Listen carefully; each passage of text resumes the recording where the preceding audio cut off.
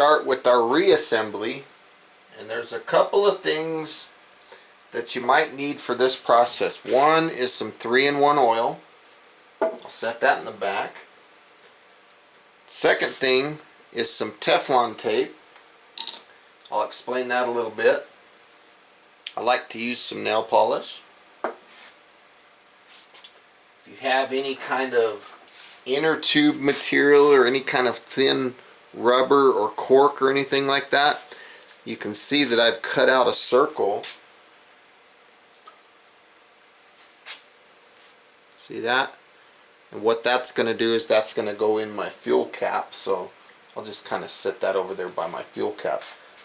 Right now, while we have everything apart, it's a good time to clean, you know, because if there's areas that you can get to right now with your rag that you normally couldn't get to. If you have any fuel left, you know, any residual fuel, you can kind of clean this thing up right now.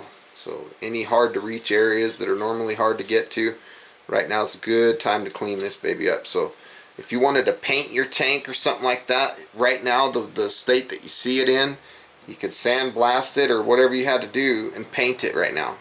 Of course, I would put a couple cotton balls in this hole because you don't want to get that thing, that valve, what do they call that? Check valve. You don't want to get that paint on it. This filler side, I wouldn't worry about it. This, I wouldn't worry about it. The rest of this stuff, I wouldn't really worry about it. One more thing that I forgot to mention. When you come to the bottom here and you look at these little feet that fold out, these feet do not come off, okay? There's no disassembly of these feet. They're riveted on and they just simply don't come off. So keep that in mind. So from here, let's get started on our reassembly. We're going to start with our valve assembly. We're going to take this needle, we're going to look down into the hole, down into where our check valve was. We're going to aim that needle down right into the middle of the check valve. Bear with me here.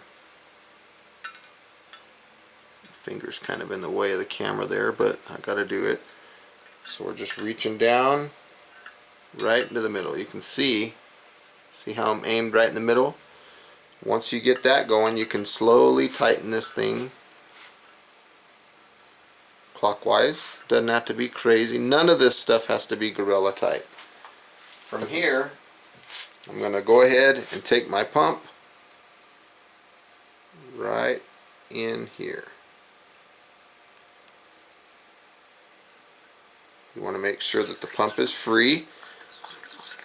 I'm not putting my thumb over the hole on purpose right now because I want to see that this is nice and free. From here, I'm going to pull this collar back and I'm going to put a few drops of oil onto this pump area. So I'm just holding that collar back.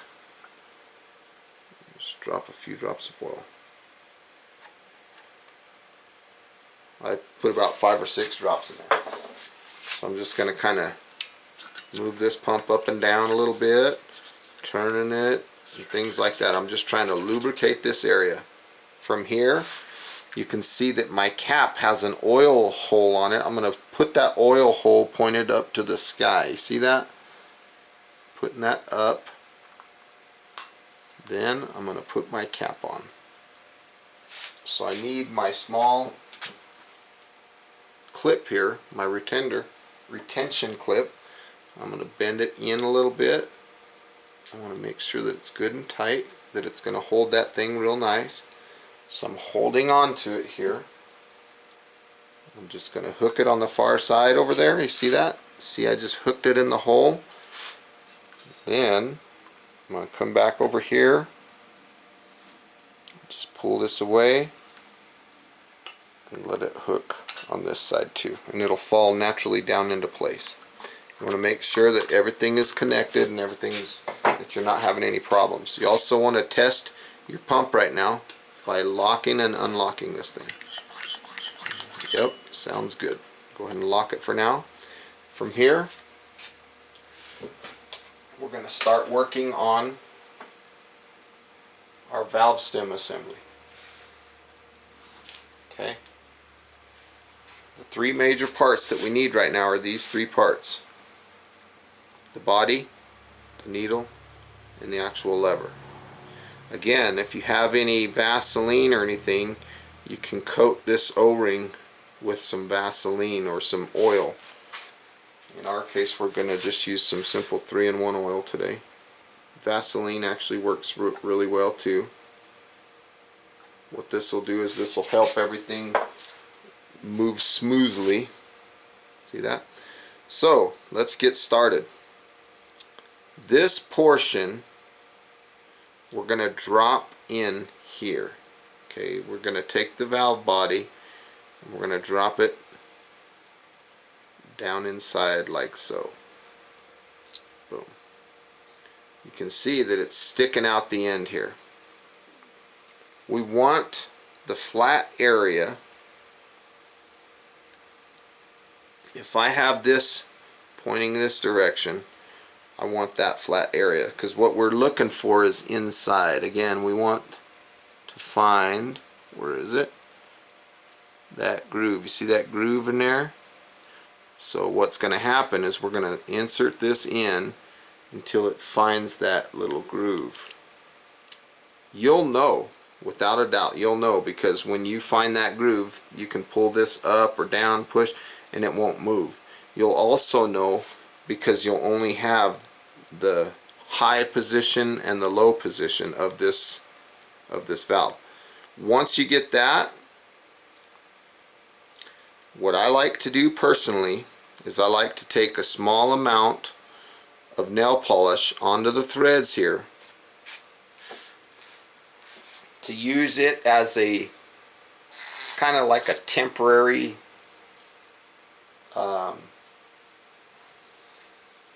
oh gosh, what's the term I'm looking for? It's like a Loctite. Doesn't take much. Very temporary. It can be easily broken loose. No problem. 3/8, I believe.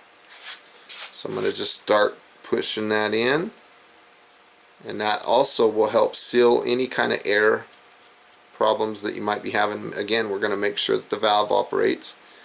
Make sure that there's nothing binding up or anything like that. This, when you tighten this, it does not have to be gorilla tight. Make sure that this valve assembly is nice and smooth when you operate it. Okay? You can look inside here that this goes up and down as I move it. That's what we want. Okay, so we want to make this part come up for this next section. We want this as high as possible, not as low as possible. We want this in the high position, okay, which would be, the valve would be in the off position right now, because what we want to do is we want to attach the valve stem to this. Now on the valve stem portion, you can see, let me grab my pointer here, you can see that there's an O-ring right here. Okay, this O-ring that I have is pretty worn out, pretty broken up. So what am I going to do to help keep things a little more watertight, or fuel tight for that matter? I'm going to take a small amount of Teflon tape. Now I understand that Teflon tape is not to be used around fuel and things like that, okay? I totally get that, but I'm going to use some anyway. And again, the reason I'm using this Teflon tape is more to seal the threads against things so that I don't have issues. Okay, and it's to take away any kind of potential for fuel leakage. So I'm just going to take that and I'm going to tighten this baby in. You can put a wrench on it. I think it's this 3/8 here. You can take a wrench, tighten this down. Be aware that this is plastic and you don't want to crank on it too hard, but you do want to go in all the way. If you don't go all the way in with this thing flush against this brass valve body, if you don't run this all the way flush, what could happen is you will lose some of the power of your stove, because when you lower this down and you're pushing that valve stem, if this thing is lower, or if there's separation here, you're not going to push that valve stem down as deep as you need to, and that result of that would be you're not going to get the fuel flow that you want. So you're not going to get that big powerful flame. So make sure that this is threaded all the way against that valve. But don't go so tight that you're going to strip your threads either. So we're going to just kind of test things and see how they feel. And everything feels good. We're moving up and down. Everything feels good. From here, I'm going to take the excess Teflon tape off. Anything that was on the outside, because I don't want that floating around in my fuel can. Again, I just put that on there for those threads, just to kind of work as a barrier for those threads. Now you can purchase this assembly all as you see it right here. You can buy this assembly just like this. It's called the valve stem assembly. You can purchase this. From here, we're going to take some Teflon tape on this section right here, and we're going to thread that down into the tank.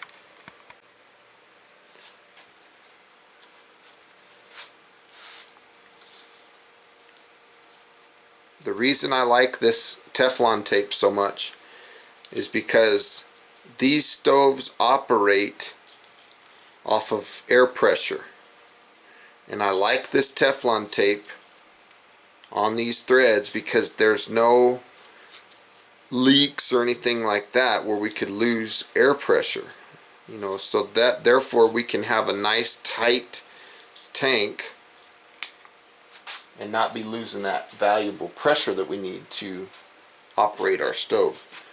We're going to drop this valve assembly, this valve stem assembly down. We're going to take our largest wrench, our 1/2 inch, hook it up, and we're just going to start threading this baby down.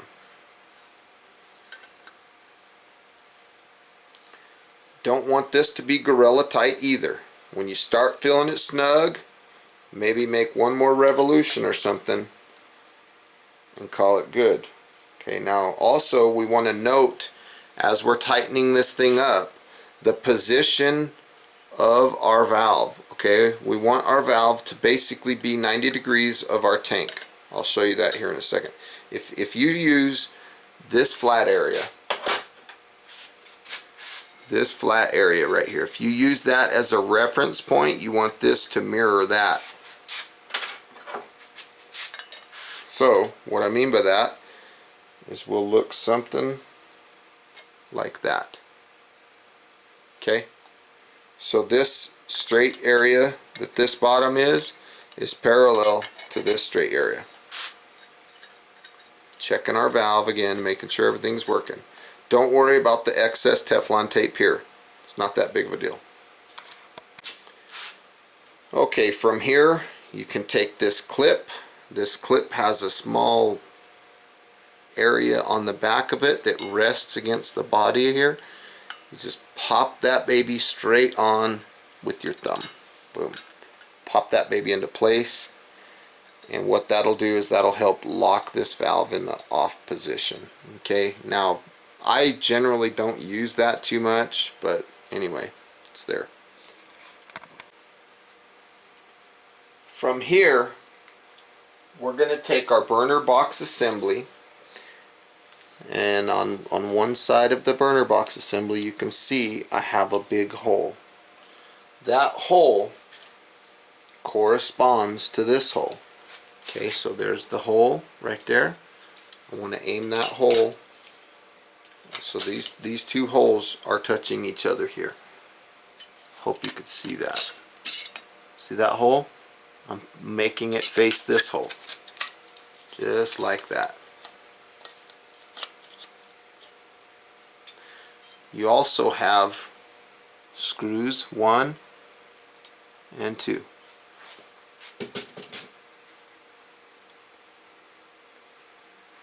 These are Phillips screws. I like to use a little bit of nail polish again.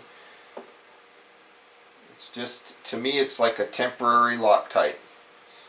I just take my screw and I just paint a little bit on there, and it just keeps these screws from rattling out. If you're riding this thing around in your backpack on the trail or something, it just kind of holds them.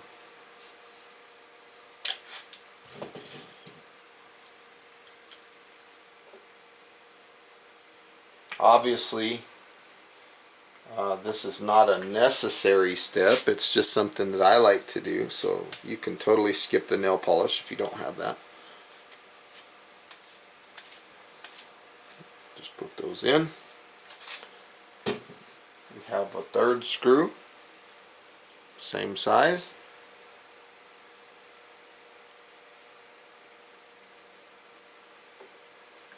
This one's going to go right down in the top, and it's going to connect right underneath. See that? It's going to connect right there.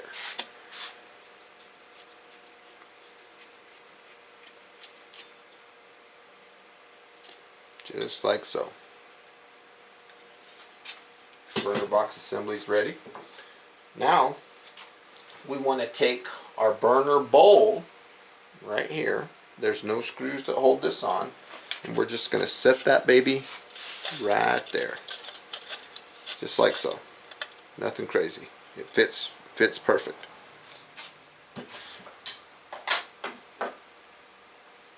From here, we're looking for our burner ring assembly. Again, we need a flat, we need a wobble, a flat, a wobble. See that?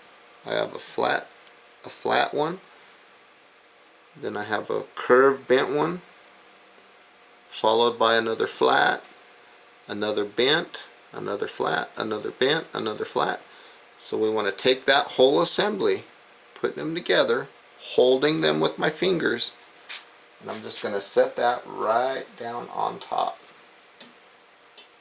Now we're going to take our different bolt. This is the only bolt that's different. Put a little of that fancy Loctite on there.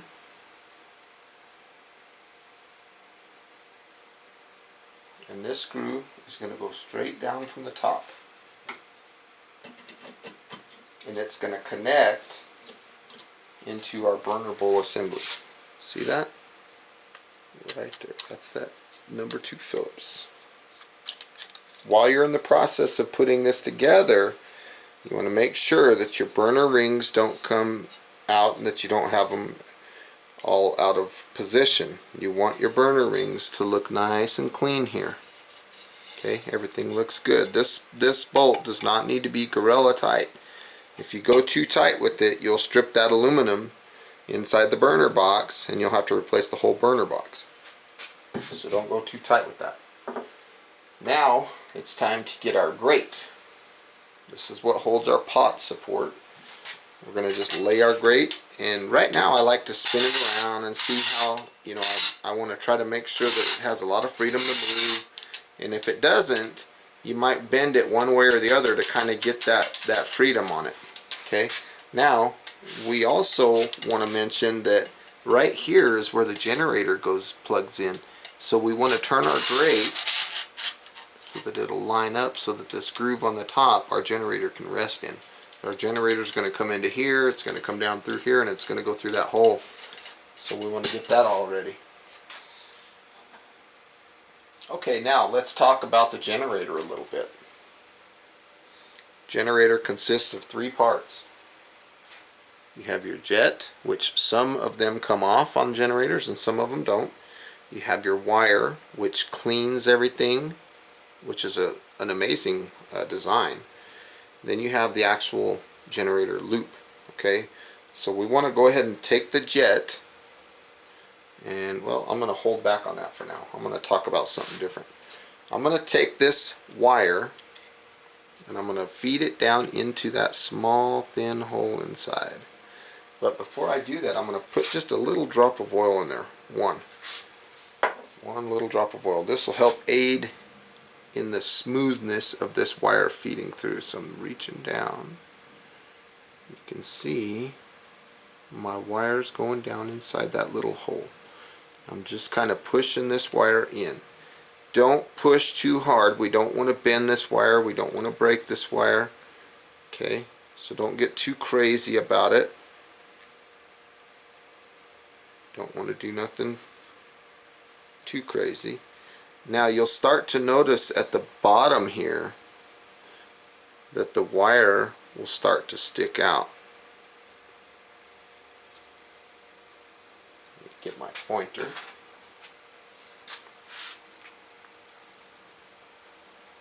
See that? That's the wire. When we go to insert our generator, or excuse me, when we go to insert our jet, we want to pull that wire out of that section, because we don't want to put the generator on top of that wire. From here, the generator, I'm going to put it in. I don't need no Teflon tape. I don't need no nail polish.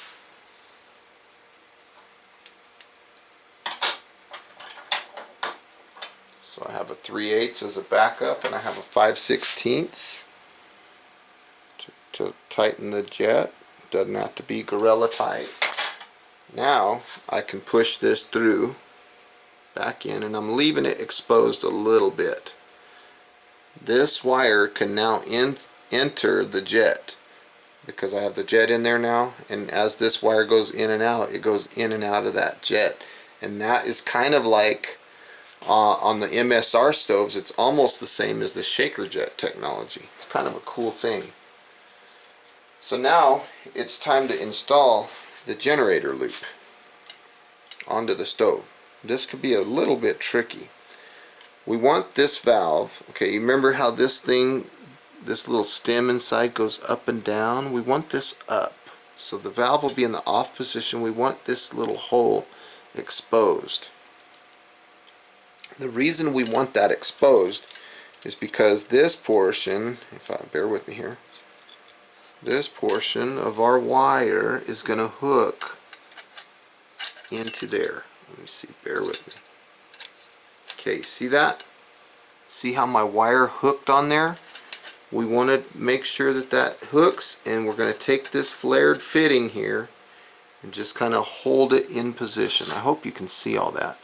So now just hold that into position right there, and we're going to slip this nut all the way around. Bear with me, folks.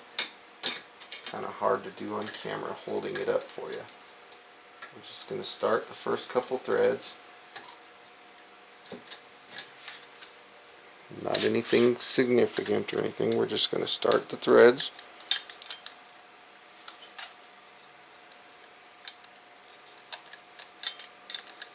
And from here we're going to rotate this generator around all the way around to approximately here, and watch what happens right here. This generator is going to pop into position into that hole. Boom. We want to make sure that this is still free to move. We've got the generator in the hole.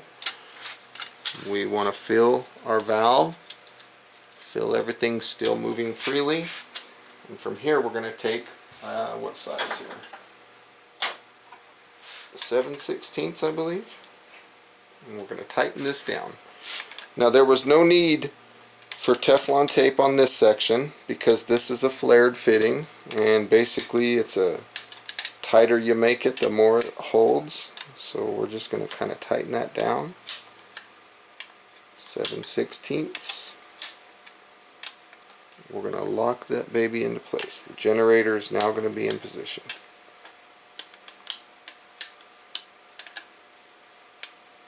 Don't go too tight, but you do want to snug this up a little bit. But you don't want to be like stripping threads and stuff. You just want to snug it up. If you didn't tighten this sufficiently, when you go to tighten your generator, be careful because your whole valve assembly might switch. So if you need to back this up to tighten this, make sure to do that. So you would take your 1/2" wrench like this onto your valve assembly. See that? You'd hold that, and then you'd come here. Okay. I'm not going to do that right now, though. Now, what we need is we need our generator bracket and our last 2 screws. They're going to go right there. So the generator bracket just fits right around the generator like this, and those two screws are going to hold that into place. So on this one I am going to put a little bit of nail polish on them.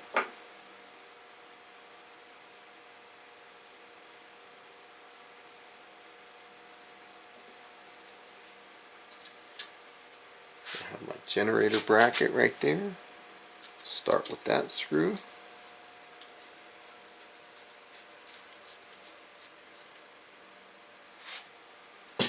And that one's all set. I like using the nail polish because it's easy to remove. Like it'll hold those screws in there, so if you have a lot of shaking, or maybe this stove's sitting in the back of a ATV, you know, and you're going on a lot of bumpy roads or something like that. All this stuff does, it just keeps those things from wiggling loose. It's just, and then when you go to take the stove apart, it's not like Gorilla tight on those screws. It actually holds pretty good. If you have any excess, you could wipe it off right now with the rag if you'd like. So we're almost done. Okay, it's time to look at your cap. You see that ring around there? On the inside you can see there's that little ring. That ring means this cap is worn. The rubber is worn. Generally you would replace the cap, but I'm going to be using a small bit of inner tube material that I've cut to fit. Fits in there just like that, and what's going to happen is it's going to go right on there like so, boom, and I'm going to tighten that baby down. Before I do that though, I'm going to fuel this. I'm going to put some fuel in here. Okay folks, I just got done burning this thing. It's nice and warmed up and it's already pumped up. What I'm going to do is I'm going to turn this valve on a little bit. I'm going to ignite the stove. It's already warmed up, so I didn't have to go through the priming step.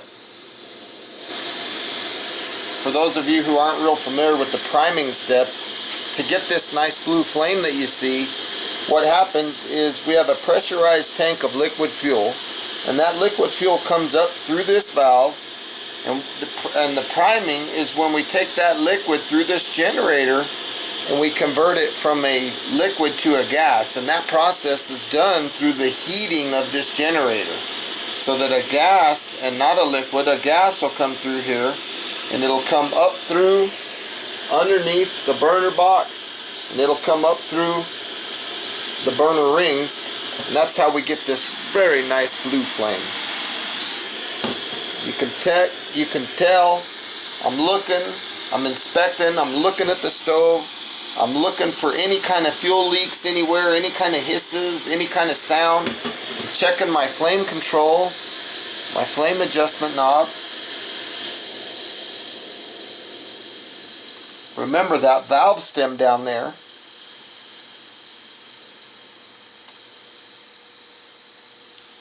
Goes down to a very light simmer, all the way up to a raging boil. Very nice flame control on this stove.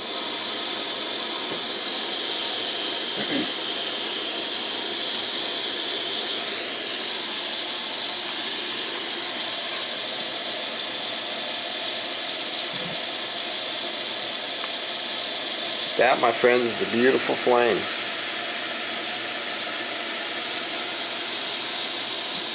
Well, everybody, I want to say thank you for taking the time to join me today on the disassembly and reassembly of this Feather 400. I hope that you found some good useful information on this video. Please feel free to thumbs up, like, share this video. If you like the content on my channel, please send me a subscription. I'd love to have you. And until next time, have a beautiful day, everybody. I hope that this video was helpful for you. Bye-bye now.